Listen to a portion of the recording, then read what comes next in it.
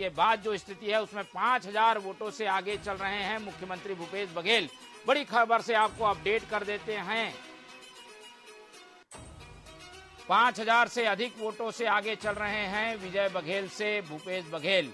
भूपेश बघेल अपने निकटतम प्रतिद्वंदी बीजेपी के प्रत्याशी विजय बघेल से पहले राउंड की गिनती खत्म होने के बाद 5000 वोटों से आगे चल रहे हैं और ये 5000 की लीड एक तरीके से बड़ी लीड कही जाएगी, क्योंकि यहाँ फैसला कम वोटों से अब तक होता आया है। पिछली बार के चुनाव को छोड़ दें तो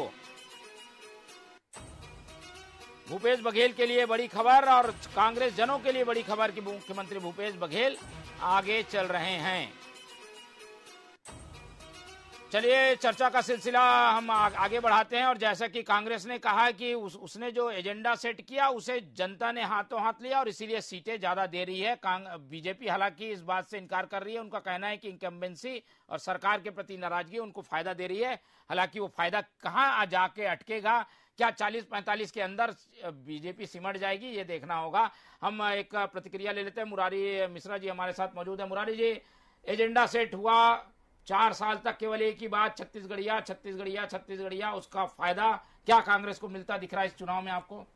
देखिए मोहन जी, छत्तीसगढ़ की जनता हो या देश की जनता हो, नकारात्मक राजनीति को कभी पसंद नहीं करती।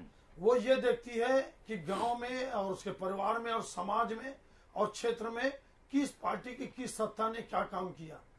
ये छत्तीसगढ़ की जनता का भारी अपमान है जब आप डॉक्टर रमन सिंह या भाजपा के नेताओं को या किसी के भी नेताओं को परदेशिया कहना।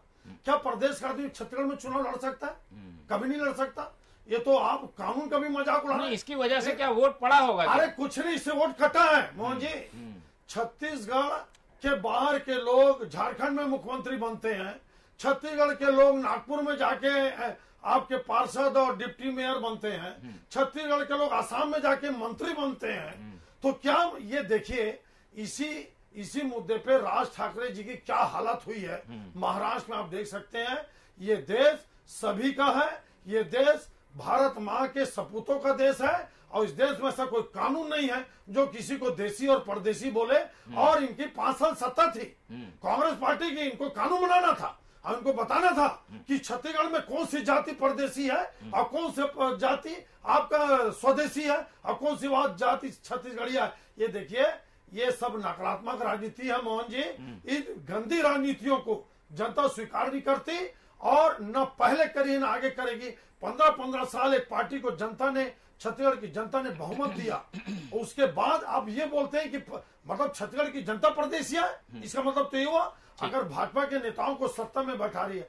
रही बात आपके किस मुद्दे पर वोट पड़ा, इनका सबसे बड़ा एक नारा था मोहन जी, आपको याद होगा कांग्रेस पार्टी का, नरवा गरवा घुरवा भारी।